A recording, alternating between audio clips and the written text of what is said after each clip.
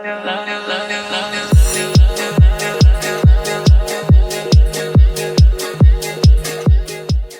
की इस वीडियो में हम लोग पॉइंटर्स को डिस्कस करेंगे। तो हमारे पास पॉइंटर्स होते क्या? पॉइंटर्स हमारे पास किसी भी वेरिएबल की मेमोरी लोकेशन को स्टोर करने के काम आते हैं। यानी कि मैंने यहाँ पे एक वेरिएबल बना लिया ए के नाम से, जिसके अंदर लेट्स से मैंने 10 वैल्यू जो है वो स्टोर करा दी। अब मैं यहाँ पे ए किस मेमोरी लोकेशन के ऊपर स्टोर हुआ है उसको देख सकता हूँ। किस तरह से देख सकता हूँ? मैं यहाँ पे सबसे पहले कुछ स्टेटमेंट लिख देता हूँ, मेमोरी लोकेशन, और मैं यहाँ पे दोबारा से इंसर्शन ऑपरेटर लगा के सेमीकोलन लगा दूंगा, एंडल भी लगा देता हूँ। तो मेरे पास क्या होगा कि ए किस मेमोरी लोकेशन के ऊपर हमारे पास स्टोर हुआ है वो मेमोरी लोकेशन हमें मिल जाएगी।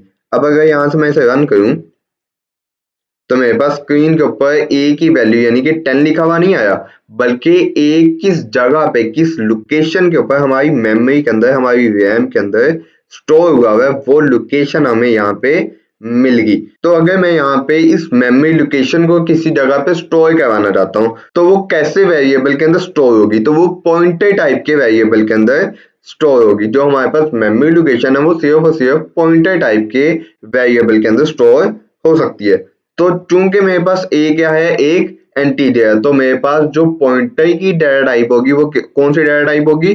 वो भी इंटीजर ही होगी। उसके बाद मैं यहाँ पे लगाऊंगा स्टैटिक। स्टैटिक क्या करेगा? स्टैटिक मेरे पास बताएगा कंपाइलर को कि ये जो है मेरा ये पी जो है वो पॉइंटर है। उसके बाद मैं यहाँ पे इक्वल्स टू एम्बरसैंड ए यानी कि ए का मेमोरी एड्रेस स्टोर करवा सकता हूँ इस पी के अंदर। तो P यहाँ पे मेरे पास पॉइंटर है और जो एम्बरसैंड A है वो A की मेमोरी लोकेशन है जो कि हमारी मेमोरी के अंदर बनी है। अगर मैं यहाँ पे P पॉइंट कर रहा हूँ तो मेरे पास सेम वैल्यू पॉइंट होगी जो कि A की मेमोरी लोकेशन की है। एक काम करता हूँ, मैं यहाँ से कॉपी ही कर लेता हूँ इसे और यहाँ से एम्बरसैंड ए करके भी दिखा देता हूँ आपको और पी करके भी दिखा सकता हूँ। तो एम्बरसैंड ए और पी दोनों के अंदर या दोनों की वैल्यूज क्या है? सेम है, क्योंकि यहाँ पे पी पॉइंटर है जो कि होल्ड कर रहा है ए की मेमोरी लोकेशन को, तो दोनों को यहाँ पे सेम ही होना चाहिए। तो अगर मैं यहाँ से इसे रन करूँ तो मेरे पास एम्बरसैंड ए और पी जो है वो सेम वैल्यू को होल्ड कई के रखे हुए। इसी तरह से हम लोग क्या कर सकते हैं? इस पॉइंटर की मदद से इस ए की वैल्यू को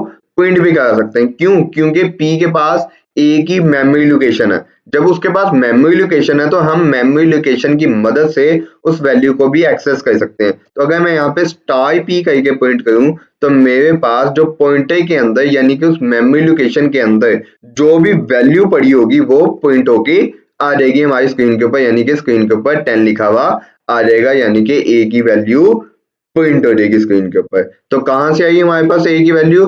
हमारा सबसे पहले पॉइंटर हुआ, पॉइंटर के पास ए की लोकेशन गई, मेमोरी लोकेशन गई। अब उस मेमोरी लोकेशन के ऊपर उस वैल्यू को किस तरह से हम लोगों ने एक्सेस किया? पॉइंटर यानी कि स्टैटिक पी। जब हम लोगों ने स्टैटिक पी किया तो जो उस मेमोरी लोकेशन के ऊपर वैल्यू थी वो वैल्यू यहाँ पे आ गई और यहाँ पे प्रिंट होगी। इसी तरह से हम लोग पॉइंटर बना सकते हैं, उसके अंदर हम लोग कोई एक इंटीजर वैल्यू को स्टोर करा सकते हैं। लेट्स से मैं यहाँ पे ए नहीं बनाता और सिर्फ यहाँ पे मैं एक पॉइंटर बना देता हूँ। अब पॉइंटर के अंदर मैं किस टाइप की वैल्यू स्टोर करूंगा? न्यू क्या करेगा? न्यू मुझे डायनामिक मेमोरी एलोकेट करके दे देगा। अब उसके अंदर मैं यहाँ पे इंटीजर वैल्यू को लेट्स से स्टोर कराना चाहता हूँ, तो मैं यहाँ पे इंटीजर लिख दूंगा और उसके बाद क्या करूंगा? यहाँ पे स्टैटिक पी करके इसके अंदर मैं 10 अगर यहाँ पे प्रिंट करना चाहूँ तो यहाँ पे सिर्फ और सिर्फ पी कहते हैं और यहाँ पे लगा देता हूँ मैं सेमीकोलन। अब क्या हुआ? अब यहाँ पे मेरे पास एक पॉइंटर बना पी के नाम से जिसे डायनेमिकली मेमोरी एलोकेट होगी, और जब उसको मेमोरी एलोकेट होगी उसके बाद हम लोगों ने क्या किया? उस मेमोरी लोकेशन के ऊपर एक वैल्यू को स्टोर करवाया और उसके बाद हम लोग यहाँ पे क्या कर रहे हैं? उसके बाद हम लोग पी यानी कि मेमोरी लोकेशन, इस पॉइंटर की मेमोरी लोकेशन प्रिंट कर रहे हैं और उसके बाद यहाँ पे हम लोग क्या कर रहे हैं? यहाँ पे हम वैल्यू को स्क्रीन के ऊपर प्रिंट करवा रहे हैं। स्टैटिक के साथ अब हम लोग करेंगे तो वैल्यू की बात होगी,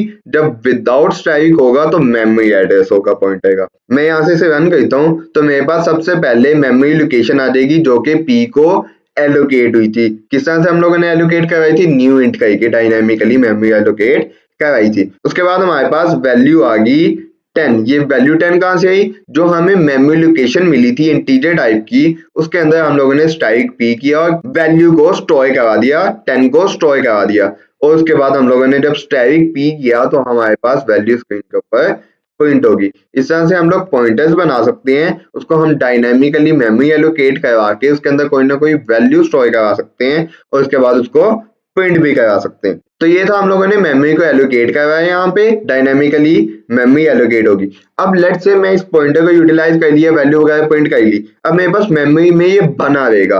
क्या है ये पी? बना हुआ है अभी तक। मैं ये चाहता हूँ कि मेमोरी से ये डिलीट हो जाए, खत्म हो जाए। मेमोरी के ऊपर लोड बना है, जितना मैंने इसे यूटिलाइज करना था उतना तो मैंने कर लिया, अब पी का मेरे पास कोई काम नहीं। अब मैं चाहता हूँ कि मेमोरी इसकी खत्म हो जाए, डिलीट हो जाए, खाली हो जाए, मेरी मेमोरी फ्री हो जाए। तो मैं यहाँ पे डिलीट कीवर्ड को यूटिलाइज कर सकता हूँ, डिलीट, और यहाँ पे मैं करूंगा पी। तो मेरे पास क्या होगा? पॉइंटर पी जो है वो डिलीट हो गया। तो मैं यहाँ से एक दफा रन कर देता हूँ ताकि आप लोगों को पता चल जाए कि कोई भी एरर हमारे कोड में नहीं आया।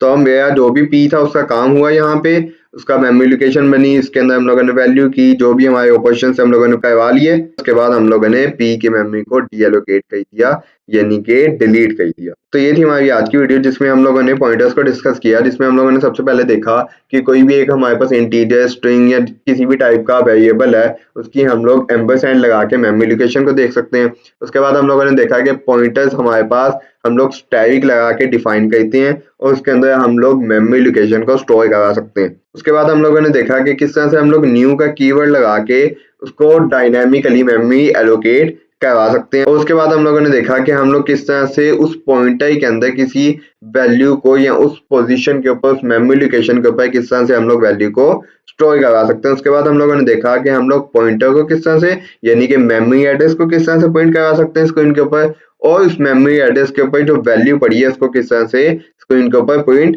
करवा सकते हैं। उसके बाद हम लोगों ने देखा कि जब हमारे पॉइंटर के साथ काम कंप्लीट हो गया तो हम लोग किस तरह से डी एलोकेट कर सकते हैं मेमोरी को। तो इस टॉपिक से रिलेटेड आपका कोई भी क्वेश्चन हो तो आप लोग कमेंट सेक्शन में मेरे से पूछ सकते हैं। That's it for today's lecture.